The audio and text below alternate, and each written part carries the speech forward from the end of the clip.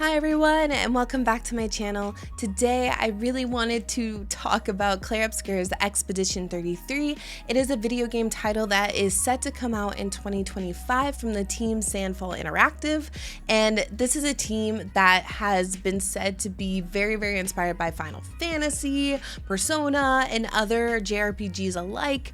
And you know, just hearing those two franchises on its own already has me excited for the game. But then yesterday, the team literally dropped a gameplay reveal trailer that's about like 6 minutes or so. So I'll make sure to link it down below so that you guys can watch it yourselves. But the second I watched this gameplay, I just got that much more excited. I would say currently it is my most anticipated game for 2025. And I wish I had it in my hands right now. That's how excited I am for it.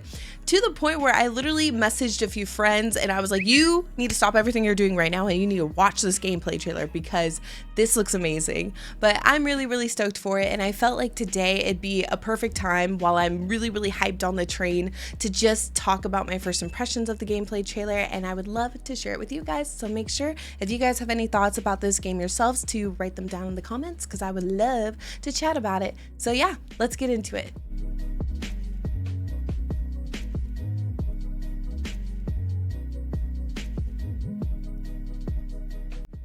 Okay, so if this is your first time at a Cozy Talks video, most of the time I am just kind of yapping away. I have no rhyme or reason or certain order of things that I am trying to talk about. It's pretty much just whatever comes to my head in the moment. So please bear with me if this video is kind of all over the place, but I kind of feel like that's the fun of it. So while I yap about this game today, I wanted to share a few tweets that the team has shared online.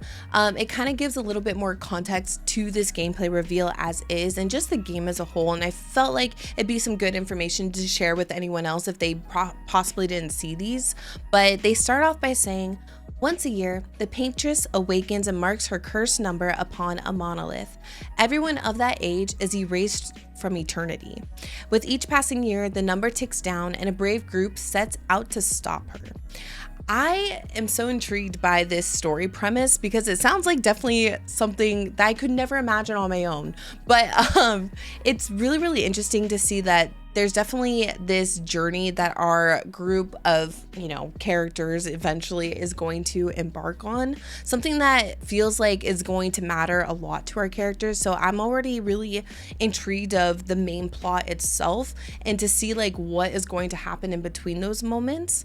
They did state early on too that the gameplay that was shown in this trailer is very much early on. It's essentially like when the expedition first gets started, and man, do they get started with a bang, because they are underneath this, like, at least to me, beautiful, majestical, like underwater like city almost. And I'm already questioning, like, how are they breathing down there? What is all this like magic and story that is going on? Because I have no clue whatsoever. But it just looks gorgeous. Of course, it is like a game that is in development still, so things could definitely change, but already just visually and the art concepts that I'm seeing are just seriously chef's kiss to me. Like, it looks so beautiful. We've only been able to see this one area of the game so far, but I am just loving the pop of color. Let me say, I really like the contrasts where we're underwater. It's more bleak, it's more blue-green kind of colors, and then you have this pop of red. And when you see this gameplay, there's emphasis on this flower and this boss that there's some connection with that, I am unsure of yet since I haven't played the game. But you have this contrast with the red and the blues, and then you have when they're battling, like this smoky like animation happening that just really stands out in this kind of environment. I think something really cool, yet maybe not everyone was able to see when they saw the gameplay trailer, was I feel like there's gonna be a lot of environmental storytelling, and I really appreciate that. You can see, like, as we're walking through this underwater like city, that there's worn buildings, there's just destruction all around us. And even our group, I believe the characters' names were Gustav and Loon, they are walking together through this underwater place and they run into another group of people that were on their expedition, and it looks like their fate was not the happiest, and it kind of tells the player and whoever's watching that like we're about to be in an area that is not good for us, something that is dangerous and something that, you know, could kill us in the end. And I think just having those little moments, even just from this gameplay trailer, I'm really hoping we get to see that in other areas of the game, because that's just kind of, without words, kind of showing us like what kind of, you know, world that our characters are living in. And I think that helps like the player like get closer to who we're playing as. Something I thought that was also really cool to know is this game seems to also be like pretty customizable. I read another tweet from them where they said you can also customize their appearance with unique outfits and hairstyles discoverable across the world. These customized looks have no effect on your character's skills or abilities, so you are free to do whatever fits your style the best. With that too, they also did say that you can change your party leader at any point in time. So you could just lead with whoever your favorite character is. I really love that they are honing in on like a customization aspect of their game. Obviously, it's not gonna change your abilities or anything of that sort, but I think that's kind of cool because, I don't know, like myself, there's so many games out there that make you be able to like up your character's skills and abilities of some sort, but you have to wear these certain clothes or make your character look a certain way that you don't even like. I'm really excited that there's just going to be like a mechanic that lets you have a little bit of fun in a different way while being with these characters, and it's kind of like helping you make these characters your own, although they're going to have their own personalities and their own like acts that they're going to do throughout the game. It's cool that we can just have something so small as like customizing what they're going to look like so that we can kind of reflect our own style as well. We also got confirmation from the team that the environments themselves are going to be pretty interactive and reward you for exploring their depths, and I'm really excited about that because in my games I love just kind of like running all over the place, but there's going to be these things called pictos, which we do see in the gameplay trailer, where it essentially is the thing, instead of like customizing our outfits and stuff like that, that are actually going to enhance our characters. So by exploring these different environments, we'll be able to find these pictos on the ground or within any other realms that we might be venturing into, where essentially we'll be able to upgrade our characters in different ways. I feel like something like these pictos are going to be really exciting for us to play with, because to me that indicates that this could be a game that you can also replay multiple times, because everyone's gonna have like a different kind of party style. Like, I don't know exactly what all the characters skills are going to be yet, but it kind of tells you like, oh, if I can equip this picto to this character, I might be able to have my own build that could differ from my friends who might be playing this game. So I find that really exciting, because it sounds like something that you can do challenge runs with, if that's more of your thing, but also just differ from everyone else's gameplay. And I'm really excited about that, because it means not everybody's playthrough is going to be the same. Okay, so now I just want to quickly talk about the star of the show, the battle system. The gameplay. At least for me, that is something that really stood out, that just differs in so many other ways that I've seen lately.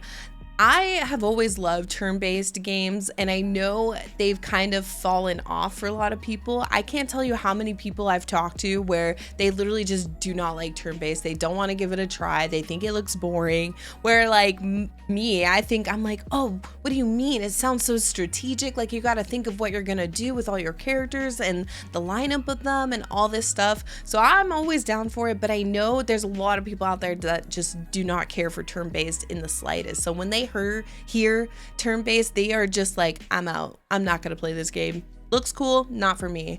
I would have to digress.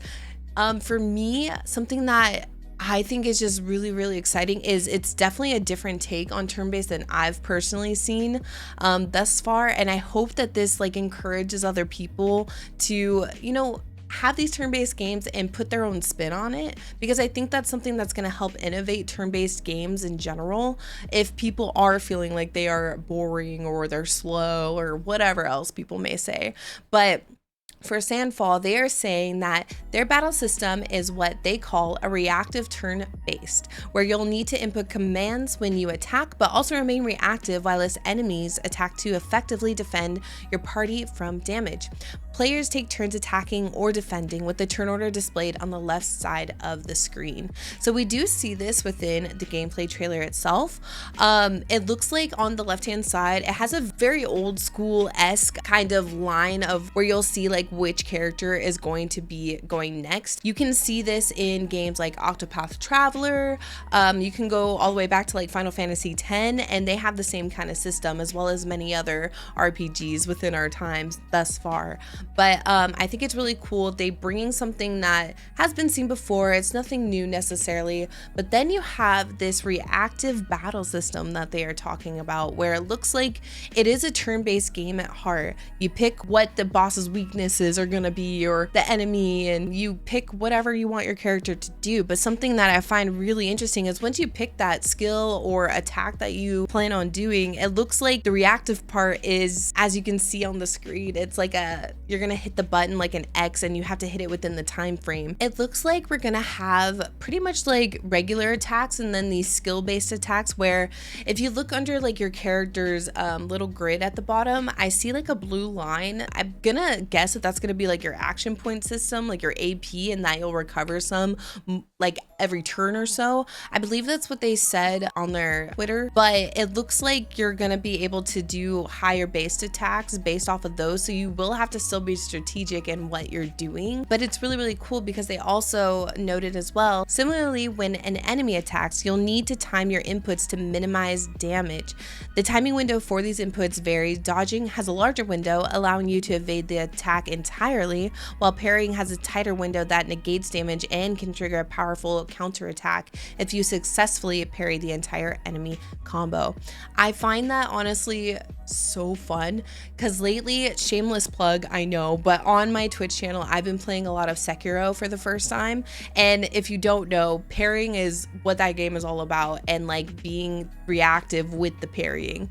The more you parry, the more you're gonna get rewarded, and it feels like that's gonna be something that's really, really evident in this game too, and definitely something that changes the whole turn-based combat in general. So I'm just really, really excited to see like how that's actually going to play out whenever we get our hands on it. So overall, I just think that this game, not only is it looking beautiful, it has wonderful looking storytelling environments.